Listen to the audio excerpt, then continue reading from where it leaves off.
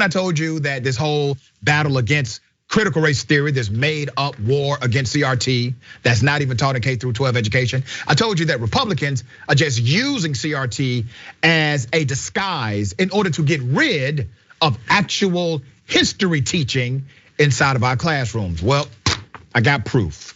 Tennessee group, because of a new Tennessee law, a Tennessee group has filed anti-critical race theory complaints targeting Dr. Martin Luther King Jr.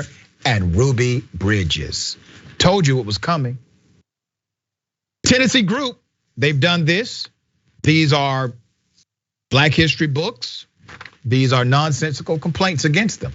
Let me give you the background. A group of conservative parents in Tennessee, they have filed the state's first complaint under the new anti-CRT law, which it passed in May. Predictably, the books targeted by the complaint are not books on critical race theory. They are books based around regular Black history, the civil rights movement era stories of Martin Luther King Jr. and Ruby Bridges. According to Insider, the Williamson County branch of conservative parents, the group Moms for Liberty, filed an 11-page complaint claiming that the book Martin Luther King Jr. and the March on Washington was included in a number of books the group declared to be anti-American and anti-white, as well as guilty of promoted, and I quote, a slanted obsession with historical mistakes. That's what regular ass history is now, a slanted obsession with historical mistakes. But that means it's true. If it's historical, it's true. Okay. Fortunately, the Tennessee Department of Education, now here's the kicker. They said it will not investigate the claims, not for the reasons you think, okay? Unfortunately, the department did not decline the investigation because the complaint was racist and ridiculous. They declined it because the lessons happened during the 2020-2021 school year, and it only has the authority based on the law to investigate lessons from the current school year, according to the report.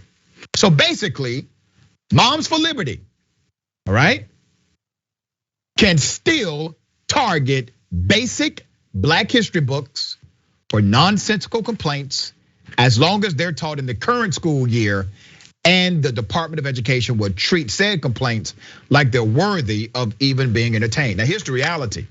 If these Moms for Liberty didn't even bother to read the damn law, do you think they read the books?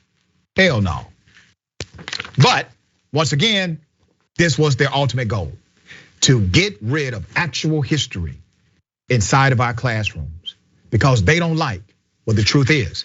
Jackson, what do you see here? So what I see is major projection. And it's interesting about how the tactic of going after critical race theory, because the idea is that if we keep talking about it, that's what perpetuates it. When in fact, it's the opposite.